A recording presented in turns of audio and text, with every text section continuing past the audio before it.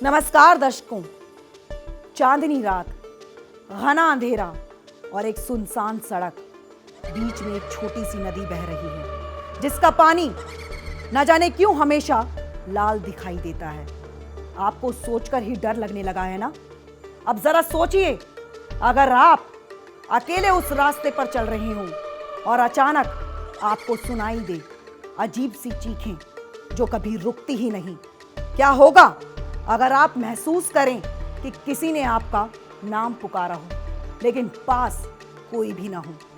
क्या आप कभी ऐसी जगह पर गए हैं जहां सिर्फ एक नदी ही नहीं बल्कि रहस्यमयी घटनाओं का झुंड बसा हो? यह रहस्य एक ऐसी जगह का है जो सच में है और जहां आज भी डरावनी आवाजें सुनाई देती हैं। पश्चिमी दिल्ली की खूनी नदी, इस नदी के बारे में सुनते ही रोंगटे खड़े हो जाते हैं। लोग कहते हैं कि इस नदी के पानी में कुछ ऐसा है जो इंसान के अंदर डर की लहर दौड़ा देता है। क्या वाकई यहाँ की आत्माएं किसी को डराने के लिए भटकती हैं? आइए इस खूनी नदी का रहस्य आपको बताते हैं, जो आपको एक ऐसा अनुभव दे सकती है जिसे कभी आप भूलेंगे नहीं। क्या आप हिम्मत करेंगे इस नदी के पास जाने की जिससे लोग दूर भागते हैं? दरअसल खूनी नदी एक छोटी सी धारा है जो रोहिणी जिले के पास पश्चिमी दिल्ली क्षेत्र में बहती हुई देखी जा सकती है।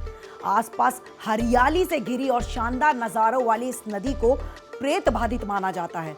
लोगों के मुताबिक यहाँ कई असामान्य और रहस्यमय घटनाएं होती हैं जो किसी का भी दिल दहला दे। यही वजह है कि इतनी खूबसूरत जगह होने के बावजूद भी आपको इस इलाके में शायद ही कोई शख्स टहलता हुआ नजर आए, क्योंकि लोग इस नदी के आसपास घूमने से भी डरते हैं।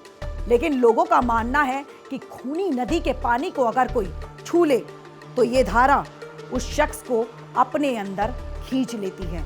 स्थानीय लोगों का यह भी मानना है कि इससे पहले भी कई ऐसी घटनाएं हो चुकी हैं जहां लोग इस छोटी सी धारा में डूब चुके हैं। हालांकि इस तरह हुई मौतों को आधिकारिक तौर पर सुसाइड माना जाता है, मगर फिर भी लोगों का यही मानना है कि यहाँ मरने वाले लोगों की आत्माएं भटकती रहती हैं और वो यहाँ आने वाले लोगों को डराती हैं।